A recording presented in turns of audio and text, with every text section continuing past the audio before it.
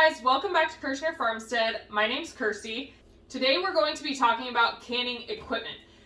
Everything that you need to do water bath canning specifically. We're not going to talk about pressure canning today, only water bath canning. So, to start out with, the first thing that I think it's really important to have is going to be books. You need reliable sources to get recipes from. The Ball Blue Book is a great place to start. So they have lots of good recipes in them, and they're reliable, and you know that they're up to date on any new canning rules, because the rules on canning do change, not all the time, but often, like the lids changing, for instance. We'll talk about that in a minute. But number one thing is, I'm going to say to have a good reference. Get yourself a book and have a good reference to start with. Next is going to be pots. Of course, you're going to have something to do your canning in. This is a traditional water bath canning pot. It has the ceramic on the outside with little speckles on it. You can find them at places like Walmart and Target. You know, any big box stores are going to have them. Amazon, of course. However, over the past years, 2020 was definitely hard to find canning supplies. So I can't say that they are for sure in stock at your local stores, but check. These pots normally come with a rack, and it's to keep your jars off the bottom of the canning pot, and they work wonderfully. I love that they have the little lip, so you just set them like that. You can put your jars on there and then drop them straight down into the boiling water. Relatively easy to work with, and they fit in your pot. Now, if you have a glass top stove, you can't use these pots because they have ridges on the bottom of them. See? So those ridges on the bottom prevent you from being able to use them on a glass top. I'm not sure all of the details on why. I've heard different things about the distribution of heat with the little dents on the bottom of them. So not sure quite exactly how that works, but I do know that you're supposed to use a flat bottom pot with a glass stove, and I have a glass stove, as you can see right there, glass top stove. So I use a stainless flat bottom pot. Works great, and I actually really do like the glass lid. However, the racks that come in the traditional canning pots do not fit in my large stainless stock pot. So what I do, and what you can do, is you can either take and connect your rings. You can take two rings and you can connect them together like with little twist ties. I know people do that, and then you can like kind of make the shape that you need and then set your jars down on there. But what's even easier than that for me is to just put a kitchen towel in the bottom of your pot. So you're just going to take a regular, this is actually like a cheesecloth towel, and just throw it in the bottom of your pot and put your jars on top of it. It's just to prevent your jars from coming in full contact with the bottom of the pot and breaking. So there are several different options that you have as far as what to put on the bottom of your pot to separate the jars from direct heat. So the next thing you're going to need, of course, are jars.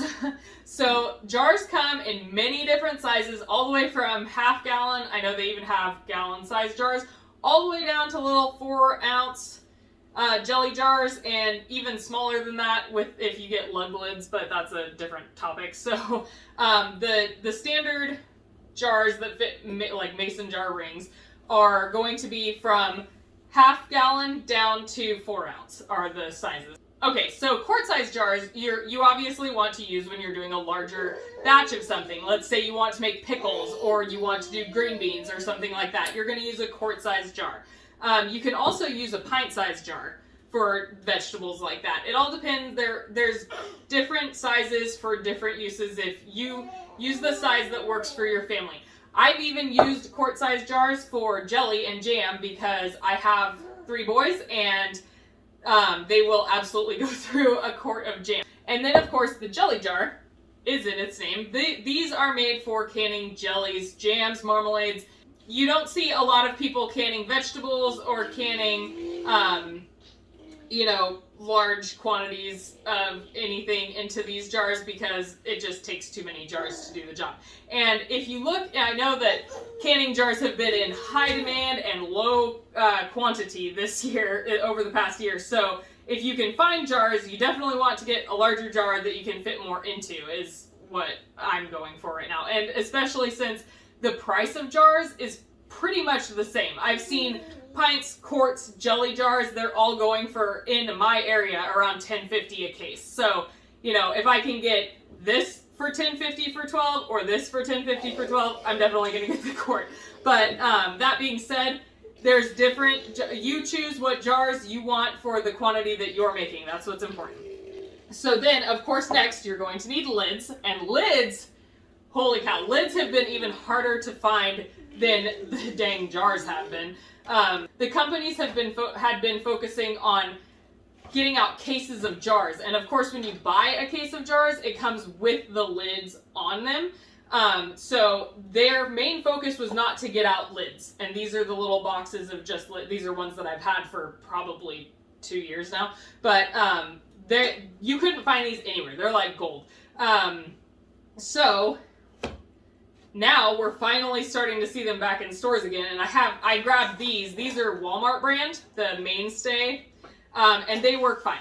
I've read reviews on people that say that they lose their seals. I've personally never had that happen. They work great for me. And this is a box that comes with both the lids and the rings. And then this is a box that comes with just the lids. So if you're not looking to stock up on rings, you don't store your jars with the rings on them because it can create a false seal. So over a while, you'll get up a stock of rings and you don't really need to get new ones every time unless you're giving your jars of canned goods away. But so if you need the rings, you get one of these boxes. If you don't, you just get these little guys. This is what I normally pick up, but during the lid shortage, this was all I could find. So I bought a couple of them. And then just to show you, so this is a 2-piece wide mouth lid. And this one's actually been used, that's why it's out of the box. But you don't want to reuse your lids. You don't want to reuse this part, the flat part. But you can reuse the rings until they rust and then just throw them away. But, so this is a 2-piece lid. And, of course, the flat piece goes on here. And then you put the ring on.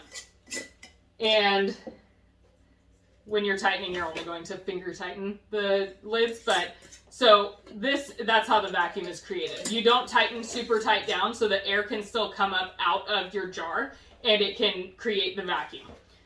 Okay, so the next thing is actually I don't have, but I wanted to talk about it just for a second. There is a little tool called a lid lifter that you can use to take your lids out of hot water. Now, Ball does not recommend that you boil or simmer your lids anymore. So I actually don't have a lid lifter. I always use tongs to pull mine out. I've been doing it for 10 years since I really started canning on my own. But I've never had a lid lifter, and I don't remember that my mom did either when she was teaching me as a kid. But, Colt's talking.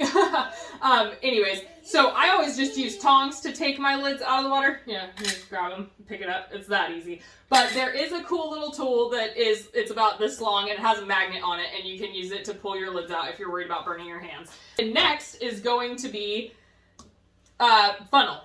Okay, so a funnel is important to keep a mess down. So you're just going to put the funnel into your jar. Let's say you just packed your jars with peppers to pickle, and you need to put your brine over them. You're going to want a funnel so that you don't dump your brine all over the counter, and you're going to, it's real simple, just put it in there. Whether you're doing jams or jellies or pickles or whatever you're doing, you're going to need to put liquid into your jar.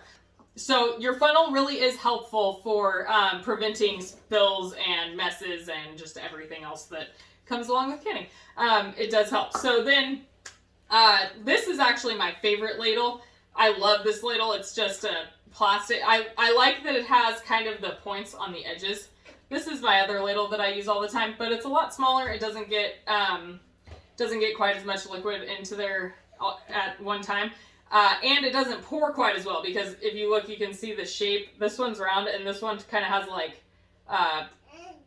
pointed edge, not pointed, but kind of like pour spouts. It's kind of like a pour spout type thing. But it's not. It's just kind of shaped like that, so it helps when I pour. Okay, so next is going to be jar grabbers. Okay, so this is my all-time favorite jar grabber. This is the kind that comes with most of the canning kits, and that, like, if you get one of these traditional water bath canners. It will come with like a canning kit type of stuff in it sometimes, and they have these jar grabbers.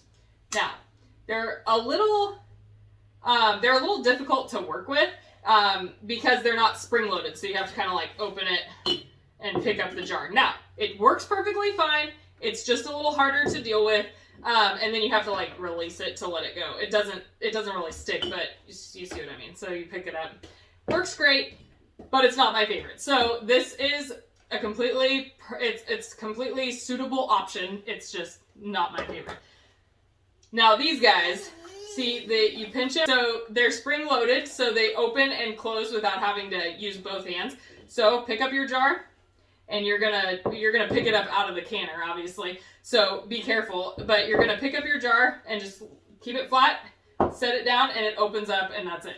So this is my favorite, and they sell these at everywhere. Actually, they sell them at Walmart. I just saw them up at our local hardware store today. I've seen them all over the place. So these are my favorite jar grabbers, canning tongs, whatever you like to call them. Okay, so the last thing I want to talk about that I think is very important as far as canning goes is paper towels. Okay, you're going to have messes. You're going to need to clean up quickly. Canning kind of goes fast as you're, moving around and stuff. And I also love to use paper towels to wipe off my jar rims. So I just get a fresh paper towel and I dip it in the pot of boiling water, wipe off my jar rim before I put the lid on to make sure it's all clean, sterilized. You're not wiping it with a kitchen towel that has, kids' hands on it or whatever. So I do like to use paper towels. And then I like to use a wood cutting board to set my jars on. A lot of people like to use dish towels. That's perfectly fine. I just prefer to set mine straight onto a wood cutting board. Okay, so I think that is all for today's video, and I hope that you enjoyed it. If you did, please like and subscribe. I will be coming out with more canning videos along with the rest of our family, coming out with a lot of different videos that are farm related. So if you do, please like and subscribe, and have a good rest of your day. Bye.